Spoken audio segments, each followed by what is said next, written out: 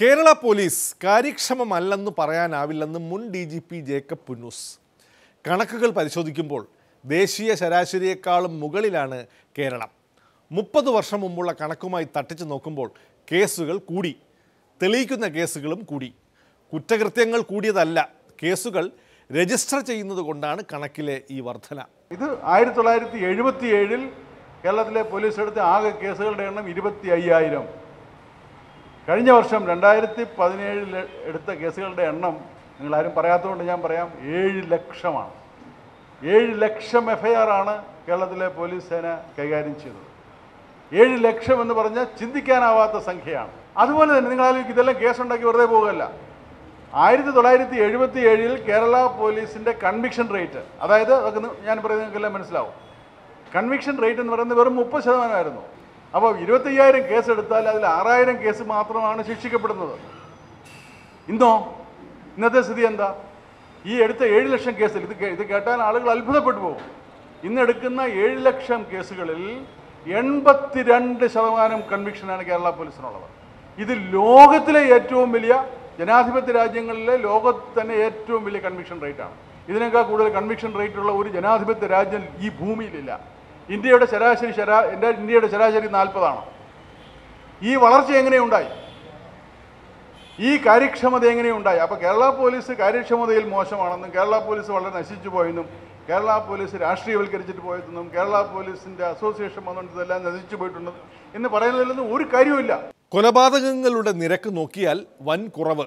നല്ല പോലീസിങ്ങിൻ്റെ ഫലമായാണ് കൊലപാതകം കുറഞ്ഞതെന്ന് മുൻ DGP, അല്ലാതെ ആളുകൾ നന്നായതുകൊണ്ടല്ല. ഞാൻ ഈ ചൂണ്ടിക്കാണിച്ച 1977 അഡ്മിനിസ്ട്രേഷൻ റിപ്പോർട്ടിൽ അവിടെ കേരളത്തിൽ അന്ന് നടന്ന കൊലപാതകങ്ങളുടെ എണ്ണം പറഞ്ഞിരിക്കുന്ന 556 അന്ന് കേരളത്തിലെ ജനസംഖ്യ 2.5 കോടി മാത്രമാണ്. 2.5 കോടി ജനസംഖ്യയുള്ള കേരളത്തിൽ 556 കൊലപാതകങ്ങളാണ് നടന്നത്. 2017 കേരളത്തിലെ ജനസംഖ്യ 3.5 കോടിയാണ്. 1 കോടി ആളുകൾ കേരളത്തിൽ ഈ 40 കൊല്ലം കൊണ്ട് വർദ്ധിച്ചു. പക്ഷേ 2017 റിപ്പോർട്ട് ചെയ്ത കൊലപാതകങ്ങളുടെ എണ്ണം വെറും 304. നിങ്ങൾക്ക് കേരള പോലീസിൻ്റെ വെബ്സൈറ്റ് ഇപ്പോഴും നോക്കാം, 304.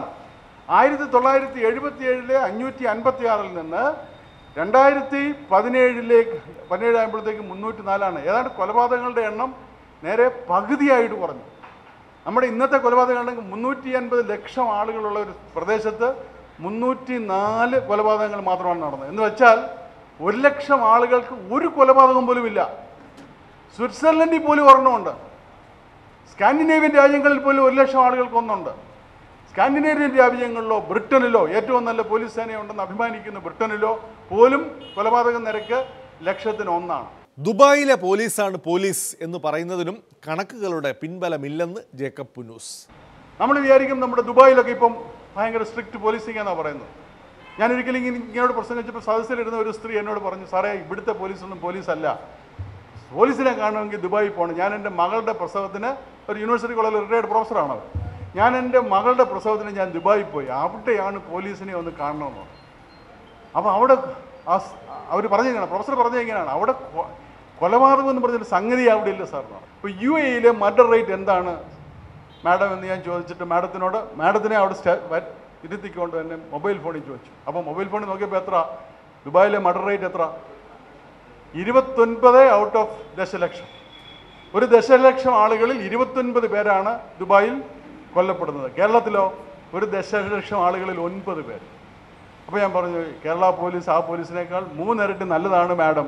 പക്ഷേ ഒരു വ്യത്യാസമുണ്ട്. ഇവിടെ മാഡത്തിന് വേണമെങ്കിൽ മ്യൂസിയം സബ് ഇൻസ്പെക്ടറെ തെറി പറയാം, ആരും ചോദിക്കുകയില്ല. അവിടെ പോയി ദുബായ് SI എന്തെങ്കിലും തെറി പറഞ്ഞാൽ മാഡം തിരിച്ചിങ്ങോട്ട് വരത്തില്ല. എങ്കിലും പോലീസിന്റെ സ്വഭാവം നന്നാവാനുണ്ടെന്ന് ജേക്കബ് പുന്നൂസ്. എന്നിട്ടാണോ അത് സംഭവിച്ചത്, എന്നിട്ടാണോ ഇത് സംഭവിച്ചത് എന്നൊക്കെ പറയും. പക്ഷെ അങ്ങനെയുള്ള കാര്യങ്ങൾ സംഭവിക്കാൻ പാടില്ല.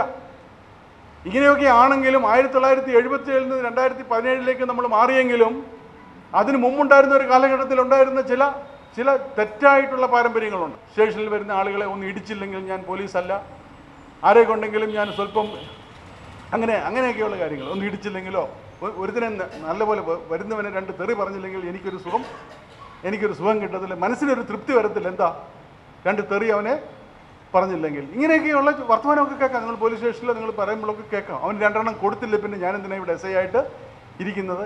ഇമാതിരി ടീമിനെ എൻ്റെ കൈ കിട്ടിയ ഞാൻ അടിക്കും, നല്ല ഇടിക്കും. നിങ്ങൾ എന്താണെന്ന് വെച്ച് ചെയ്തോ, ഞാനേ പള്ളിയിലച്ഛനല്ല, പോലീസുകാരനാണ്. ഇങ്ങനെയൊക്കെയുള്ള സംസാരങ്ങൾ, ഇതൊക്കെയാണ് അപകടകരമായ സംസാരങ്ങൾ. ഇതോടെ ഇന്നത്തെ വക്രദൃഷ്ടി സമാപിക്കുന്നു. വീണ്ടും നാളെ ഇതേ സമയം. നന്ദി, നമസ്കാരം.